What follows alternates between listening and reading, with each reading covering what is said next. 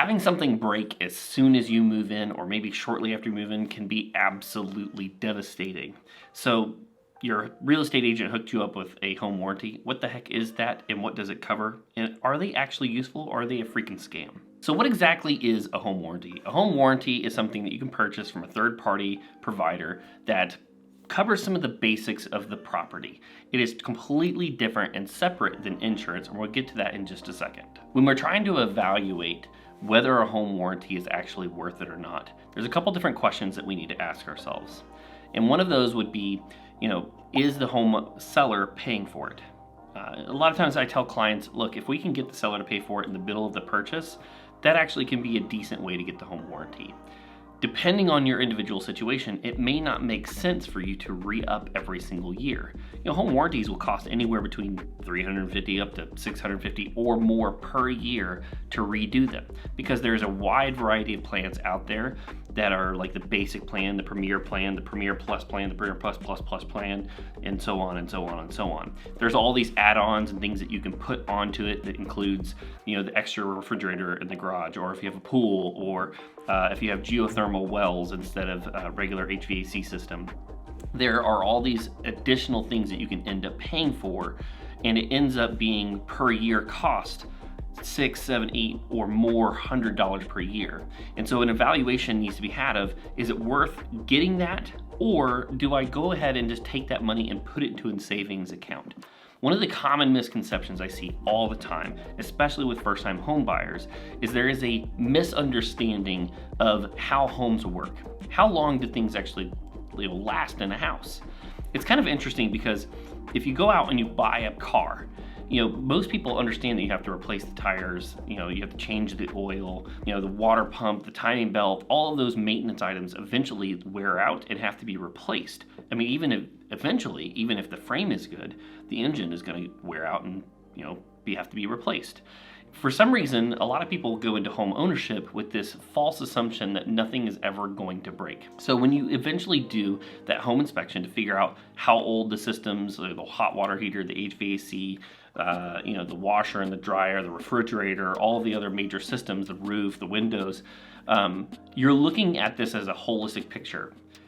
Each one of those items has a usable lifetime, and a good home inspector is going to point to how long you can expect for that thing to actually last. So now that we know that nothing lasts forever, what are maybe a few scenarios where it makes sense to go ahead and get the home warranty or to re-up? One of the first ones that I'll definitely point out is older homes with older equipment, especially if you're moving in and the previous owner maybe have used the house in a completely different way.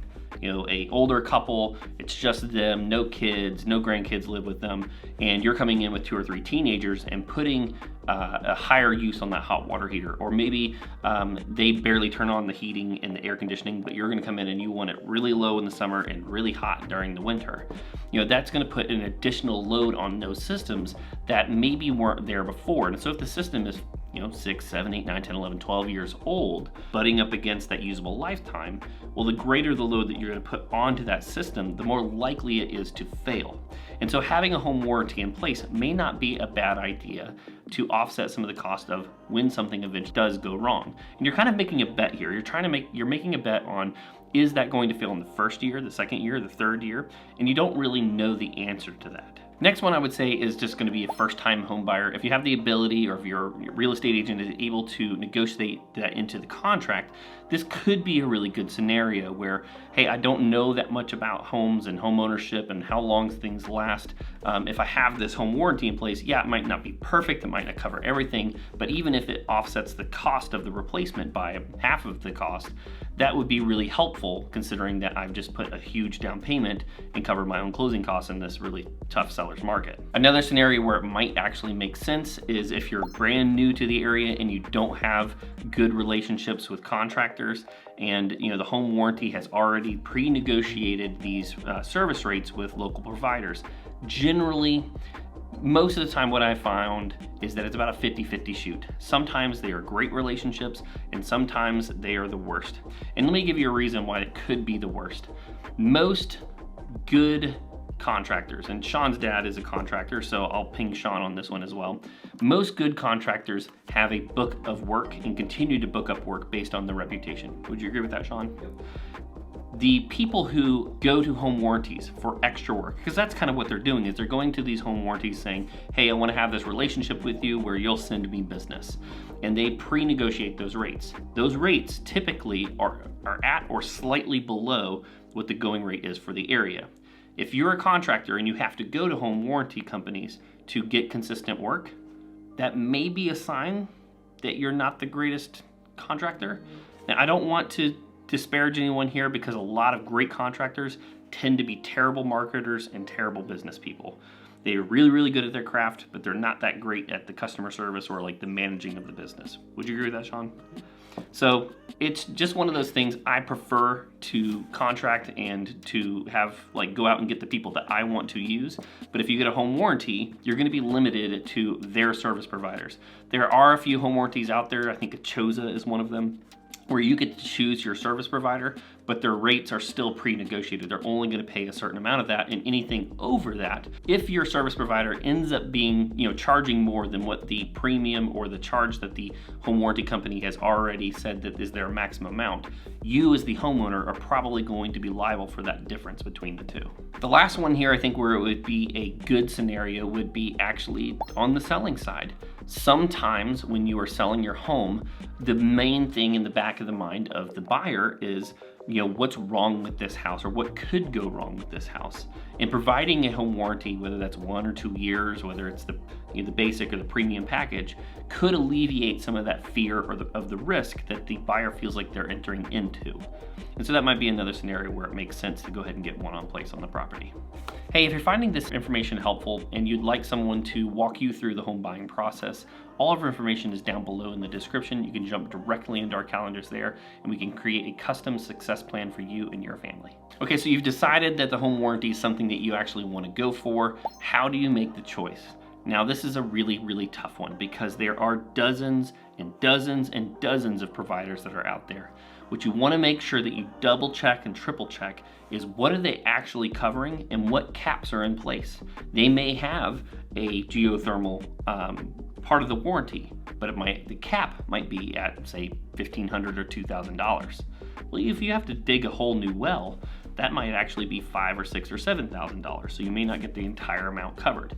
Now, obviously, if it covers $2,000 out of a $5,000 fee and you ended up paying $600 for that home warranty, did it pay for itself? Yes. But I don't want you to go under the false assumption that the home warranty is going to cover all of it. Another really good scenario or thing to look at is just the HVAC. You have R22 and 401A, I think is the 2 different refrigerants that are out there. A lot of times, the warranty companies have a limit on the amount of refrigerant that they will warranty. They only do a certain amount of pounds, and every pound after that you have to pay for. Or if it looks like you have to switch, let's say there's a mismatch between 2 different systems, they will only cover so much of it. So definitely look into the limitations and the caps within the fine print. This is very, very important, and you want to make sure that you understand these before you choose one. Now, all of these companies out there are out there to make a profit, right? So it's just like your car insurance. You can't expect for them to make a profit and cover everything underneath the sun. But sometimes it can be a good thing to have in place to offset some of the cost of initially if you think there are a variety of issues that could arise over the first year or two. Lastly, I want to leave you with a thought on your agent in general. If your agent is trying to get you to move forward on a deal by just saying that, hey, I'll throw a home warranty in there, and there's a whole bunch of stuff on the home inspection that they're trying to get you to just kind of ignore, this could be a really big red flag that you need to pay attention to. Effectively, what they're trying to do is get you to just move forward to the deal because they want a paycheck and to absorb all that risk as you as the individual based on a home warranty that may or may not cover everything. So you want to make sure that if you are going to use the home warranty to cover something based on the home inspection, that again, you really understand the small print here.